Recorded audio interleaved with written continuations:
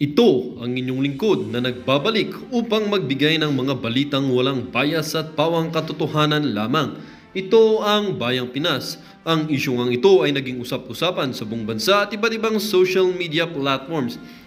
Ngunit bago tayo magpatuloy sa aktual na video ay tayo muna ay magbasa ng mga komento, hinaing opinyon ng taong bayan at ng netizens. For me, mahalaga ang peace and order at may kamay na bakal para yung mga adik o masasamang tao may takot. Only Tatay Digong ang nagbigay niyan sa amin mga taga Davao. Duterte lang tunay na leader na nagmamahal at nagmamalasakit sa Pilipino at Pilipinas. Maraming salamat po, Mayor sa serbisyong tunay.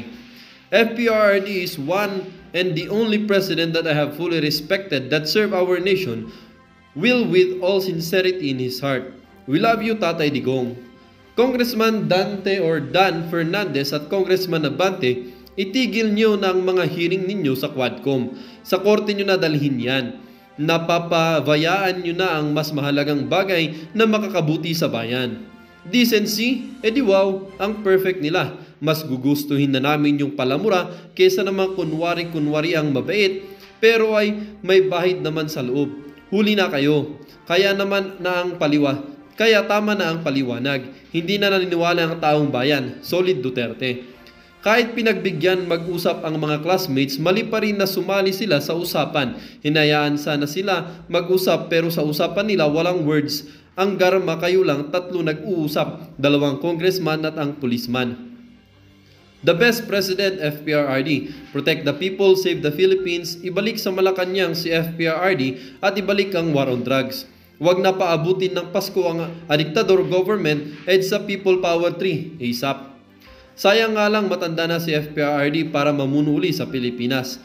Tama, sa mga media ngayon ang mga nagko-comments lahat magaganda tungkol kay FPRRD, isa lang ang ibig sabihin, mahal na mahal ng taong bayan si FPRRD.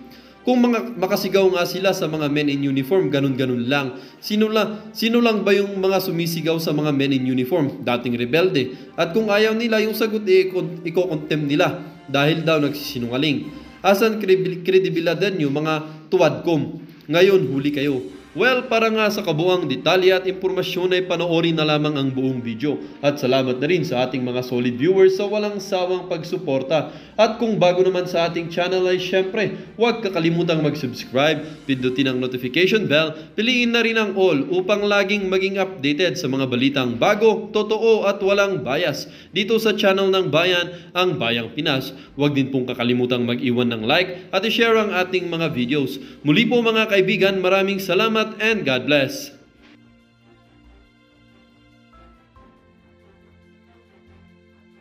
Nakiusap si Colonel Garma. Ito na ho, umpisa na natin. Game. Colonel Grijaldo, kasi nga, kaibigan nga daw niya. So, yun nga.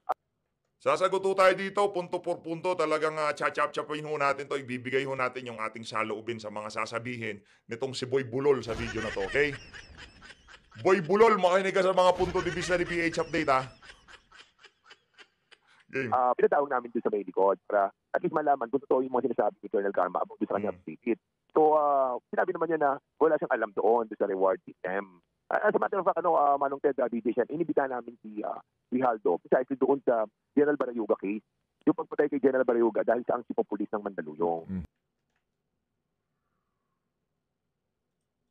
So, unfortunately, nagulat kami nang umapir siya doon sa Senado at sinasabi nila na meron silang bombshell about doon sa amin. At ito pala yung bombshell nila. I think we're not giving so much importance doon sa ni Grijaldo. But unfortunately, meron siyang mga sinabi na coercion, harassment. Naku, napakalaking bagay nung sinabi ni Grijaldo. Wala akong pakialam kung kanino pa nakaside yung Grijaldo na yan. Ang issue natin dito, kung merong ganyang kalakaran dyan sa Tuwad Committee, bago nila isinasalang yung mga resource person, pinapatuwad muna nitong si Dan Fernandez at nitong si Atras Abante. Meron mo tayong problema dyan.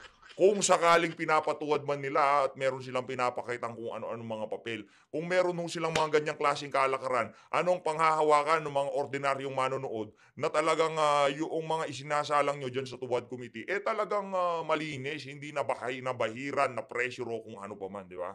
Well, kung meron kaming ginawang coercion sa kanya, sa harassment, bakit hindi siya agad nagsalita? After nung sinabi namin yun, dahil naka-open na hearing kami. And nakakalungkot yun dahil nga I think nagagamit itong si Colonel Grijaldo. Why? Kasi unang-una, yun ang nga sinasabi ko na na-meet na namin to before pa lang ng Quadcom na kung saan hindi namin alam kasama siya ni Colonel Garma doon sa meeting na supposedly hindi naman siya kasama dahil may sasabihin nga daw na importante sa amin si Colonel Garma. But yun na nga, nangyari na yon at hindi na namin binigyan ng pansin yung usapan namin dahil sabi niya magsasabi siya ng totoo. But doon nandun na si Colonel Grijaldo na bago ng lahat. So ngayon, nangyari na to, I think meron talagang behind kay Colonel Grijaldo Unfortunately, the venue doon sa ating pong sa Senado, it was Fact number 1, ano yung mga nailatag natin dito? Totoo na kinausap nyo itong si Grijaldo. Yun pa lang ho, doon sa inamin nyo na talagang kinausap nyo siya, meron na ho tayong problema doon. Yun pa lang, problemado na ho yun. Sa totoo lang Congressman Bulol, makinig ka. Yun pa lang na kinausap nyo, kayo yung mga co-chairperson dyan sa Tuwad Committee. Ano ho yung business nyo para kausapin yung isang resource person at ipakiusap itong mga abogado nitong si Ruina Garma para yung mga statement nila magtugma-tugma ika nga. Diba? Yun pa lang ho, meron tayong problema. Hayaan nyo silang mag-usap-usap. Sinabi nitong si Ruina Garma, classmate ko to, dapat kausapin to, kesyo ganito. Meron ho tayong problema doon na Congressman Dan Fernandez. Pwede nyo naman sabihin kay Garma, kausapin, hindi kami pwede dyan, baka mabahiran, malinis kami rito. Alam nyo naman, we're just here to ferret out the truth. was used, para to discredit the Quadcom and my person. So, para lang mas klaro, kasi ang sabi niya, na siya... Alam nyo mga kababayan, kaya tayo dito sa PH Update, di tayo masyadong nagpapabigo Baka sa sobrang pagkagaya ni Dan Fernandez, laging nagpapabibo. Yan tuloy na pala, di ba? Kaya mas mainam ng... relax lang. Okay? daw po'y pinagsisinungaling ninyo. Paano ho nyo ba na-handle yung pakikipag-usap sa kanya dito po sa supposed to be nga pag-corroborate sa statement ni Garma? Briefly lang yun kasi sinabi lang ni Colonel Garma may alam si Colonel Grijaldo about the payment system. So yun lang pinakita namin. Sabi namin may alam ka ba dito about the sinasabi ni Garma na mayroong reward system. Kasi wala ko kami alam dyan, yun ang sabi niya. So hindi na kami nag-pursue. Kasi nga kami betting kasi binibet natin yan kung talagang totoo yung sinasabi. So hindi sa mga betting yan si Colonel Grijaldo. So yung mga pinagsasalita dyan sa Tuwad Committee, binibet muna nila. Chine-check muna kung totoo sinasabi kasi pagka hindi magko-corroborate kay Garma yan, hindi yan pagsasalitain. Hindi yan magko-corroborate hindi yan tutugma doon sa mga sworn affidavit yung iniyakan ni Garma Kaya dapat dumaan muna sa napakatinding betting process yung mga magsasalita dyan sa Tuwad Committee. But unfortunately, sinabi niya wala siyang alam. So we stop right there. Opo. So, yan po ang inyong pahayag dito po sa sinasabi nga ni Grijaldo. Si Grijaldo ho ba ay iimbitahan pa ninyo sa next hearing ninyo? Yes, iimbitahan namin siya. Kasi nga hindi pa nga tapos Of course. kay Barayuga At doon siya involved dahil tipo pulis siya noon. Tapos we are trying to find out yung mga report tungkol doon sa investigasyon ng pagkamatay sa Mandaluyong na kung saan siya ang tipo pulis. Yun ang issue niya Kaya nga nagtataka kami dahil nga hindi naman napapag-usapan na siya doon sa Kongreso, sadali andun siya para, basically, tirain yung Quadcom. Opo. So ito hong si Grijaldo, kaya nga din po ito nabanggit, kung ating magugunita, dahil sa kwento po ni Garma nung una, kaya sa Mandaluyong daw mismo may instruction. Sino nagsabi nun na dapat mangyari yung krimen, mawalang galang lang po sa pamilya ng biktima, sa Mandaluyong? Kasi yung chief of police dito, kabatch ko. Di po ganun ang kwento? Parang may ganun, pero hindi ko masyado exactly ma-remember, But, yan ang problema sa'yo. Dahil ka pa nitong si Manong Ted. Si Manong Ted talagang sa ulado niya lahat ng kaganapan dyan sa Tuwadcom. Talagang grabe tinatawag yung committee nyo na Tuwad Committee. Kasi ang dating lahat ng humaharap dyan, kailangan humunang tumuwad dyan sa mga chairperson Diba? Yun ho kasi mga ganong klaseng bagay. Hindi ho nila mapipigilan yun. Kumbaga, kahit anong pagtatakip ang gawin itong mga individual na to, doon sa kanilang mga ginawang kalokohan, lalabas at lalabas yan. Yung kay Ruina Garma, hindi pa ngayon, pero lalabas at lalabas yan. At kung sakaling lumabas yan, may kalalagyan itong si Bulol at itong si Banal na Aso. Ang pagkakaalam ko, si Colonel Grijaldo from Region 7, I think, na-transfer siya dyan sa Mandaluyong. And then, yung mga yung ang assassination kay General Barrioga happened. Okay, sige po. So, kailan po ang inyong next hearing po, Congressman Dan? At ano po specific ang topic ito Naku, kasi yun nga na. Quadcom po kayo? November 6, Manong, ano siya, EJK, saka, dangerous drug. Mhm. Dangerous drug. Medyo matagal-tagal to November 6 pa ho. Hindi pa pwedeng bukas na bago November 1? Tirahin na natin yan. Baka tirahin pa ng iba. Diba? Game na tayo. Ito si Grialdo. Sir mag-sick leave ka muna. Kaya paternity leave ka muna kung sakaling sabi mo, nanganak yung misis mo, kung ano pa man yan, pero wag kang dumalo dyan sa Tuadcom. Sigurado, parang nakikita ko na itong si Atrasabante. Yung baba niya, medyo nanginginig-nginig pa yan pagka pagsasabihan ka. Yang si Paduano, magtatumbling sa gitna yan, sigurado. Then, 100% yun ang magiging senaryo sa susunod na Tuad Committee hearing. Yung mga chairperson ng iba't ibang mga committee na yan, sabay-sabay silang tatayo at tutuwad. Drug. Mm. Saka, I think yan yung kila Jimmy Guban. Mhm. And then yung Pogo as well. About doon sa immigration, Mm. paano nakapasok yung mga Pogo na to. Okay. Congressman, ano po ang inyong assessment po? Kayo ba'y nanood kahapon? Kung nanood po kayo, gaano kahaba na panood po ninyo? At anong parte ho ng hearing? Napanood ko yung tungkol doon sa DDS na binanggit niya na nagtayo siya ng sariling DDS. Tapos yung in-encourage yung mga Walang binabanggit na DDS, Brad. Hindi nga binanggit ni isang beses, hindi ko narinig na binanggit ni Tatay Diggs ang DDS na yan. Kayo pagka naririnig nyo yung DDS, medyo kinikilig-kilig kayo eh. Kasi alam nyo, pagka nandito kami, merong magko-content sa inyo. Kaso ang problema, pagka kino-content namin kayo, para kayong si Trillanes. Lahat ng nagko-comment sa baba, kulang na lang kung pwede lang kayong duduraan kayo eh. Di ba? Hindi, pasintabi ho sa mga nagmimerienda habang pinapanood ito, kumakain, naghahapunan, nag-aalmusal, nagtatanghalian. Pasintabi ho, nangingi ako ng dispensa sa inyo. Pero yung mga kababayan natin, kung pwede lang, di ba, itong mga individual na to, talagang babanatan nila to, duraan nila sa mukha eh. Kasi ang bababoy ho nila, kakausapin mo, resource person, how dare you, Brad? Bakit nyo ginagawa yung kababuyan na yan? Wala na ho ba talaga? Kailangan talaga gawin nyo yung kay Grialdo, gano'n? yung mga kapulisan na encourage nila yung mga criminals to fight back.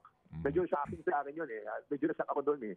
Na ito yung paraan para ma-neutralize sila. Oo, okay lang yun. Ayaan yung lumaban yung mga kriminal para maubos na. Kaming mga mababait na individual natatakot kami paggabi. Oo. Ikaw ba, sa bagay, yung mga anak mo o yung mga kamag-anak mo, meron nga palang mga service. Magaganda yung sasakyan. May mga, di ba, hindi basta-basta malalapitan. No? Anak yan ni Congressman, di ba? Pero kaming mga, ordinaryong Pilipino, takot kami sa karsada. Kasi commute kami.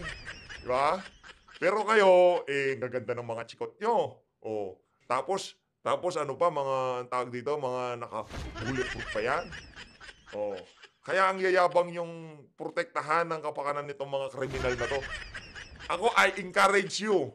Ika nga ni Tatay Digong, lahat ng mga masasamang elemento. Pag matitiklo na kayo, lumabang kayo. Hablutin nyo kung mahahablot kayo. Para once and for all, matapos na yung istorya nyo sa daigdig na to. Kasi lahat tayo binigyan ng pagkakataon. Choice natin ang lahat ng gusto nating mangyari sa buhay natin. Choice natin maging masama, choice natin maging mabuti, choice natin maging pogi. Lahat yan, choice natin yan. Oh, di ba?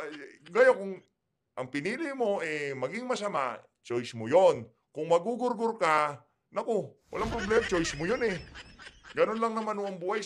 Diretso lang, wag nating ito kasi mahilig magliku-liku itong mga to. Kasi yung karapatan daw ng mga kriminal. Anak man daw, kriminal yun eh. Ako, I encourage them to fight back. Hablot, kuha, laban, makipagkurutan, makipagsampalan. Lumaban kayo pag may matitiklo na kayo para matapos ng paghahasik nyo ng lagim sa mga ordinaryong Pilipino. Sila ng mga kapulisan. So, basically, kung titignan mo, merong may infusion eh. May infusion yung encouragement ng mga pulis na para to fight back. And isa pa, yung yung mga taking mga bad words, well, I think we have passed through that era yung mga pagmumura, and we want to put back the moral decency on the public officials, no. O yun, palakpakan natin, moral decency daw. Yan na nga ba sinasabi ko, wag mo akong paandaran, Dan Fernandez, ha? Moral decency, walang humpay na pamimigay ng ayuda. Moral decency, hindi nagmumura pero liquidation by certification. Moral decency, hindi nagmumura pero yung 5,500 flood control nawawala. Moral decency, yung mga ordinaryong Pilipino takot lumabas sa karsada. Moral decency, nagkalat ang illegal na droga sa karsada. Doon na ako sa nagmumura, langya ka. Kay Tatay Digong na ako. Ibalik daw yung moral decency. Sabi ko naman sa'yo, magbabackfire lahat ng sinasabi mo dito sa interview na to. Sino ang pipiliin nyo? Etong mamang palamura, talagang pagka yan, medyo hindi magandang kondisyon, talagang mabibira ka na mabibigat na mura niya. O dito sa napakadisente, pagka nakatalikod naman, sumisinghot pala ng pulburon. Itong palamura, walang malalang baha. Yung mga flood control, may krudo, talagang gumagana, hindi nasisira. Etong isa na to, hindi nagmumura, pero sa likod ng camera, pagka nasa kwarto na lang sa Malacanang, sumisinghot ng pulburon. Sakit nun. Lalo na yung may pinitig pa. Magdudugo-dugo ilong niya doon, sigurado. During that time, talagang naging parang ang dating natin lahat, gano'n eh. But of course, sabi nga kapag leader ka, everybody will follow di ba? But this time, I think marami na nanonood ng mga Gen Z, ng mga kabataan. And they are talagang agas, no, sa mga ganong klase ng mga words. And ako, speaking of Gen Z, mahulog yung kubyertos. Ang nahulog yung kubyertos. Nahulog ang cellphone ko, nahulog. Meron laging meron lagi silang ganong word na sinasabi. Yung pagmumura ho, tayo hindi lang ho tayo nasanay. Pero tayo, kung doon nyo na-express yung inyong mga saloobin, putrage, sabihin nyo, by all means, magmura kayo, wala akong pakialam sa inyo. Wala akong pakialam kasi iba-iba tayo ng pinanggalingan, iba-iba yung pagpapalaki sa atin. Ako, hindi lang ako sanay. Pero pagkagalit, mapapamura ho tayo. Pero yung ordinaryong reaction video lang, hindi ho tayo basta-basta nakakabitaw ng mga ganun salita. Kaya ko naman i-express yung mga nararamdaman ko kahit na sobrang frustrated na tayo sa mga salitang pwede nating sabihin, maliban sa mura. By all means, sa mga Gen Z, nahulog yung cellphone, tangin na nahulog yung cellphone ko, nahulog yung kubyertos, tangin na nahulog yung kubyertos. Babatiin ka lang, tangin na parang tagal na nating di nakita. Normal ho yan! Huwag kayong magpaka-hipokrito para naman kayong tanga. Personally, kapag nangyari sa Kongreso yan, I will move to strike that out in the record of the Congress. Kasi nga, mababasa yan ng mga kabataan sa mga susunod na dalin-dalin. Congressman, kahapon po sumipot si Mababasa daw ng susunod na henerasyon. Hindi pa nga nababasa, ginagawa na, anak ng tokwa. Loko-loko ka ba? Punta ka sa daan, babatiin ngayon, tangina, pare, kumusta ka na? Tagal na natin di nakikita. Tangina, pare, pumapit ka, tangina, pare, bago sakyan mo, ha? si Muking, si Ma'am Irmina Espino. Kumusta po ang inyong imbitasyon sa kanya? Pero kahapon po in the Senate, siya po sumipot doon at pinagsalita. Yes, kung sumipot siya doon, dapat sumipot din siya sa amin. Kasi very important siya. Dahil nga siya yung pinanggalingan ng pera papunta kay Peter Parungo. Hindi nga yan tumatanggap ng pera. Loko-loko ka talaga. Ni minsan, di raw tumanggap ng pera yan si Muking. Scheduling lang sila. Kumbaga sila umaayos ng schedule ni Tatay Digong nitong si Senator Bongo. Ito talaga si Mamang... Ito talaga si Boldstar, oh. Lalabas mo putotoy mo, ganon. Manya ka, oh. Next hearing, labas mo si Junior para talagang makita yung pagiging bold. At yung Peter Parungo, hanggang ngayon, hinahanap yan dahil sabi, doon dumadaan yung pera. And we need to find out kung kanyang mga accounts, yung Petrobank, BS Bank, saka BPI. Na binanggit yan, no? Kasi kailangan natin corroborate ang sinabi ni PM Garma, no? Naniniwala tayo. Oo, kailangan corroborate yan. Hindi ko siya 100% because we need to find out yung corroboration ng mga sinasabi niya. Yung pong pagharap ng mga tumistigo po sa inyo, gaya po ni Garma, itong si Leonardo, at may isa pa silang hinahanap, no? Yan po. At sinasabi nga na dapat humarap din sa Senado. At kahapon po kasi, ang dating lang sa akin bilang nanonood po, pangkaraniwang mamamayan, na may mga ayaw kayong payagan na humarap sa kanila. Parang ganun po ang dating. Ano po yung reaction doon? Correct. Well, ang mga nakita ko lamang, no, si Garma, si Leonardo. Si Garma kasi matagal na niyang kino-complain yung kanyang yung kanyang esophageal, sabi may lahi daw nila yon eh. So, hindi daw makalunok, sabi ng doktor namin, pagkain. That's the reason why pinayagan yun nung pa. So ngayon, naki-schedule daw siya ng I think dapat Sunday or Monday. Of course, they can invite her naman anytime. Yun naman kay Jimmy Guban na sinasabi, hindi ko alam that he was invited. Okay. But if he was invited, then wala naman reason para hindi siya papunta. Opo, Congressman Dan, ang dating po sa iba na yung hearing kahapon ay parang pabulaanan ang mga lumabas na informasyon sa hearing po na ginagawa ninyo. Ganun ba rin po ang inyo pong pananaw dito, gaya po ng sinasabi ng iba? Ano po, Yung hearing kahapon, basically po, ay para pabulaanan, yung mga informasyon na lumabas sa inyong hearing. Opo, ganun Yeah. po. Opo, ganun po ang direksyon. Sa pananaw ng iba ang direksyon na naging hearing kahapon. Ano po inyong take doon? Yun, kasi nga kaya nga sinasabi namin kapag akusado ka or you are being accused of something, mahirap na talagang maging part ka ng investigation. Parang kasing member ka ng jury and at the same time ikaw ay akusado, I think it will not work out. And that's the reason why ganun na nangyari doon sa Senate. But it's their own rules eh. It's their own procedure and we cannot go against it. Pero ang sabi ho naman ng iba, kayo naman dyan sa House, yun din naman ang inyong agenda. Opo, na talagang dikdikin ang dating Pangulong Duterte, kasama po ang kanyang mga kaalyado, dito nga po sa issue on EJK. Ano po ang inyong take doon? See? Maging yung mga kababayan nating nagkukomento dito kay Manong Ted Pailon. Ano kasi, hindi ho natin pwedeng sabihin na we're just here to ferret out the truth in aid of legislation para hindi na maulit. Alin hindi na maulit? Yung pag-upo ng isang Duterte sa Malacanang? Naku, yariho tayo dyan. Magkakaalaman at magkakaalaman, malalaman ng sambayan ng Pilipino kung ano nga ba ang pakay ng mga walang yang congressman to dyan sa kanilang tuwad committee na yan sa House of Representatives. Yun ang ate sigurado dito. Loy. Ano naman po sa amin kung yung mga nababalitaan natin dati, mga chismis about sa mga patayan, bayaran, na may nagsalita, we have to pursue wherever it takes us, as long as there are people na nagsasalita and nagko-corroborate. Remember, ang nagsalita una dito yung mga PPL. Kasi sinabi nila may binayaran sila ng tig-1 milyon. Nakakumpa yung 1 milyon, 3 milyon yun. Tapos it was corroborated by Warden Padilla, ni Jimmy Fortaleza. Tapos kinorroborate niya yun ni Teka lang, lahat ng binanggit mo na yon, si Fortaleza, Padilla, lahat yon nangangatog ang tuhod pagka kinakausap nyo. Tayo, minsan, hindi na natin kino-content kasi nauumay ho tayo sa mga kasinungalingan nitong mga ano. Pero next Tuwad Committee, susubaybayan ho talaga natin yan. Kung pwede ho nating i-live commentary yan, ilalive ho natin para mabigay ho natin yung ating mga punto de vista.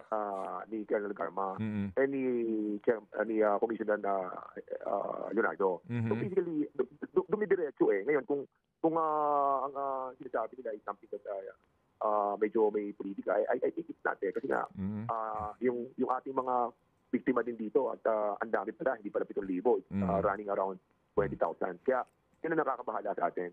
Opo. Congressman, ito po. Kasi may mga nagpapanukala ng Truth Commission dito sa nangyari pong madugong war on drugs, no? May mga ganun. Pero ngayon po, 2 kapulungan ng Kongreso is exerting effort and consuming too much time, no? Opo, sa gobyerno, sa hearing na ito sa iisang subject matter. Meron pong pananaw na pwede bang itigil nyo na pareho ito, ipaubaya, wag na sa komisyon kasi panibagong gasta yan, sa DOJ na mismo. Para po ang DOJ mangharap na po ng impormasyon at kung matibay, isang pa na ang kaso. After all, yan din ang challenge po ng dating presidente. Kasuhan nyo na ako. What do you think? Tama yun. Kasi nga, kung matatanda mo yung ating pong Ibibida, ano na naman na sinasabi dito, itigil na, tapusin na. Kumbaga, ano ba yun? Tawag doon, adjourn na o ang tawag doon, terminate na yan. Di ba? I-terminate nyo na yung hearing na yan. Ibigay nyo na sa DOJ. Kaso hindi yun ang script. Hindi yun ang just stick to the plan. Ang plano, patagalin yan hanggat pwedeng patagalin. ng partial report, no? Sayang yung budget sa Solicitor General, yung preservation asset ng mga companies na hindi naman mga Pilipino. Inano namin yung ginawa na po namin yan. And secondly, ito na, susunod na po natin yung tinatawag po natin mga reports, no? Mga partial reports then about our recommendation. And we're about to, ako tingin ko, no? Persado kayo ngayon. Sa kampanyahan eh. So basically, talaga kailangan nating tapusin.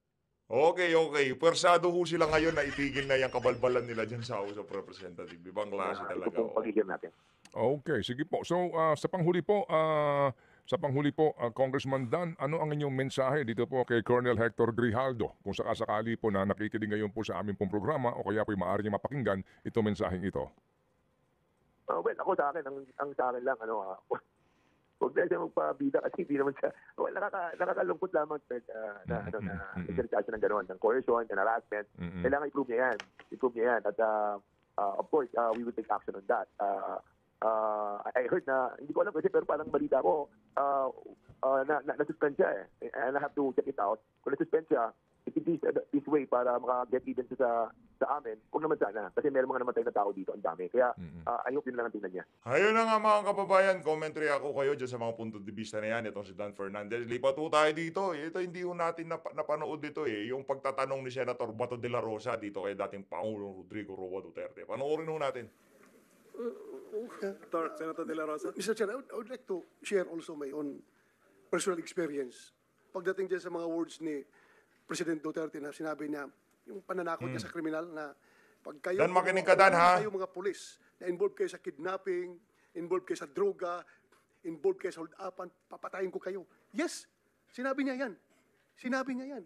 At itong mga pulis na ito na namamatay din, namamatay sila during operation na kinandak sa kanila dahil lumaban talaga sila. Hindi naman pupuntahan mo lang yung pulis para barilin. Sabi ko nga ni Presidente, hindi gawain ng lalaki yan. Hindi gawain ng lalaki yan. I have my own personal experience. Isang tao ko noon, matagal na ko ng tao, sinaligan yung trusted ko na tao. Ang problema, nagka-girlfriend ng isang drug addict.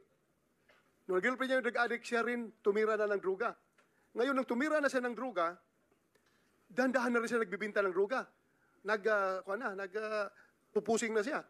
So, naawol siya ngayon. Nung naawol siya, nag-full time na talaga siya naging puser. Sabi ni President Duterte nung mayor siya, yung mga pulis na yan na nagbibinta ng droga, papatayin ko kayo. Alam mo nangyari? Inoporitan yung pulis na yon. Tauhan ko yun dati.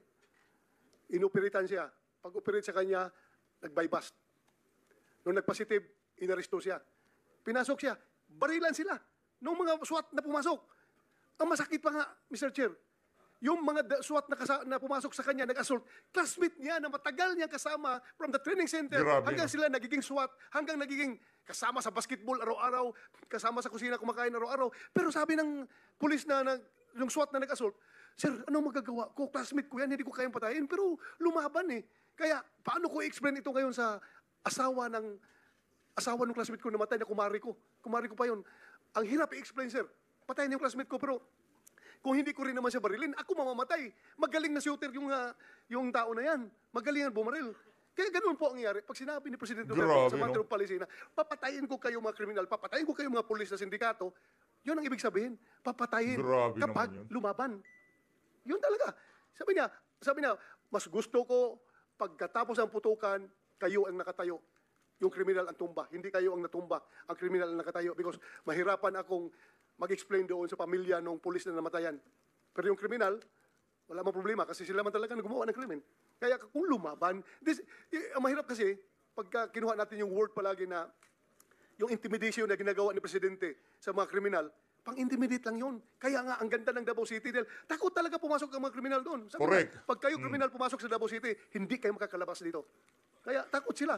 That's intimidation. Pero yung pag-implement ng sinasabi na papatayin ko kayo, walang pulis na gago na graduate ka ng public safety basic recruit course na tinuruan ka ng police operational procedure, tinuruan ka ng mga lahat-lahat ng mga rules of court doon sa training mo, tapos ganun gagawin mo. isalvage mo yung tao?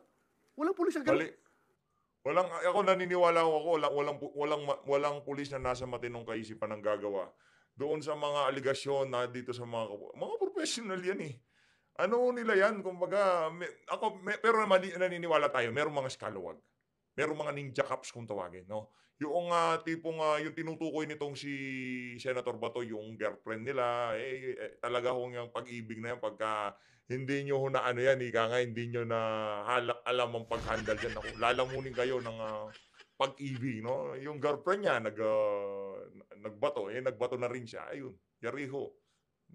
Tiklo siya, ngayon bato na siya. May pinag-aralan ng pulis eh. May pinag-aralan yan. Kahit nasabihin pa ni Presidente na, barilin mo diretso ha. Sumisingkot tayo ha. Sumisingkot ho tayo dahil hindi tayo nagpupulburon. Malamig lang ho sa pwesto natin. Kaya parang sinisipon tayo. Nahawa ho tayo nito si Quezzo. Di ba si Chis Escudero nung isang video natin, yung kakalapit kong ganyan sa kanya, nahawa na ako. Barilin mo diretso. Hindi susundin ng pulis yan. Dahil alam nila what is tama at anong hindi. Kaya palagi lang na may misinterpret, na may misquote yung kanyang mga hyperbole, yung mga superlatives, yung mga ano pa yung mga pinagsasabi ni Presidente, just to send the message to the spine of the criminals na takutin sila. Yun po ang technique niya. Magaling yan siya sa, magaling yan siya sa saywar eh. Magaling siya sa Saywar, magaling. pag-iintriga Real talk. hanggang yung mga criminal mismo magbabarilan. Sila na lang mismo. At yun na. Yun ang ginawa niya ng double death squad, yung mga criminal na Strategy. nagbabarilan. Salamat sa inyo. Correct. At wala nang trabaho yung pulis. Kayo ng mga criminal nagbabarilan dyan sa Davao City. To complete your story, Senator Bato, yung sa tauhan mo, if you can remember the time frame? Time period nung Nakalimutan. anong month, anong year? Nakalimutan Sige ko. pa, para lang Kung anong, sige lang, mag-research lang tayo. Ipagpaparesearch na ako kung anong year yun. Mi- Paparesearch ko. Mr. President, one last question for me. I don't know yung mga colleagues ko meron pa. Meron pong footages kasi na, katulad ng sinabi ko kanina, yung sabi mo kung pwede kayong ma-misinterpret na in-encourage nyo patayin pero dinudugtungan nyo ng kung manlaban, ganun. Pero sabi mo rito, may 3 million ako sa mga drug lords, itong terrorizing, supervising na drugista, 2 million, second echelon, 1 million, ordinaryo, 50,000. Did you actually fulfill itong mga rewards na sinabi nyo po? Kahit na doon sa, pwede nyo sabihin na pasok sa inyong sinabi na napatay mo kasi self-defense. Did you actually give rewards like this, Mr. President? Istorya lang yun, sir. Kung pulis Wala ko pa ano natin. Akala nyo makakaisa kayo sa akin. Hindi kayo makakaisa sa akin, sabi ni Tatay Digo. Hindi, ito na. Dalaw. Kung may pinatay siya tapos sabihin niya, sir, sana yung sinabi mong reward? Mumarahin kita. Putang inang trabaho mo yung magpatay tapos magkubra. Ano ulit ito? Kahiro mo? Trabaho mo yun. Magpatay ka pa ng patay. Yan ang trabaho mo. Kaya ka binibigyan ng baril eh. Ang ibig kong sabihin, patayin ninyo yung masasamang tao, kriminal. Wala akong sinabi na pumatay kayo ng inosente. Alam nila ng lahat. Yan sila. Naggalit ako pag Gigil ikaw eh. ang pulis, nag-abuso at may nagsumbong sa akin na binugbog ka ng pulis o pinatay mo yung asawa niya, putang ina kang pulis ka, may problema ka sa akin. Either maglayas ka, alam nila yan. Pag hindi, maabutan kita. Saludo kay Mr. Tatay Chair, Digo. Saludo. just to add to the Sige, statement go of ahead. President Duterte.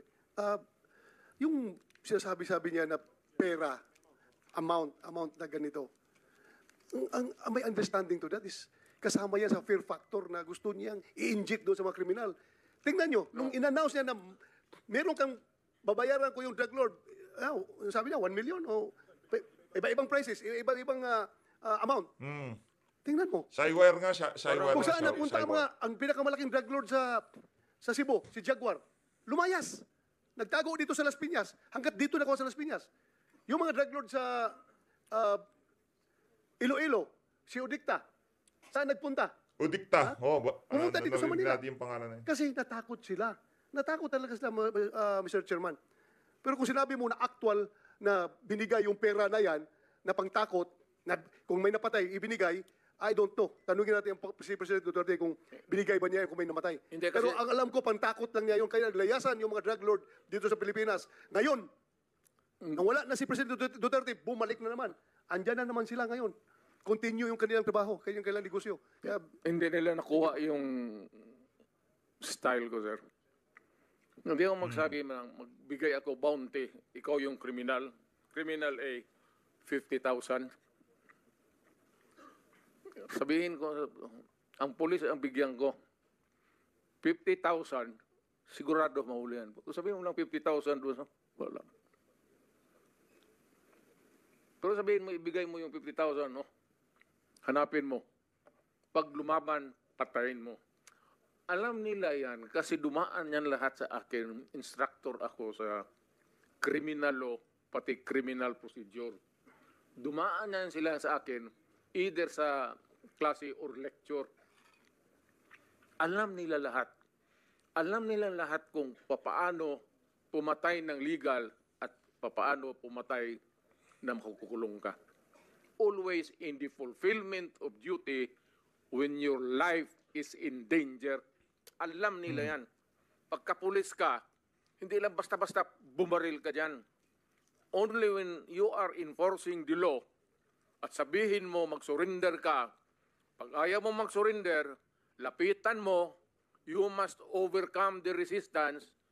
Pagka nakaputukan kayo, sinasabi ko sa ayas at sabihin ko uli ngayon, ang sinasabi ko sa pulis, huwag kayo umuwi dito o mag-report sa akin na may tama ka. Galit ako, sabihin ko, bakit ikaw ang tinamaan? Putang ina. Anong klaseng pulis ka na? Alam nila yan. Yan sila na puro nang dumaan ng tipong pulis yan. Alam nila yan.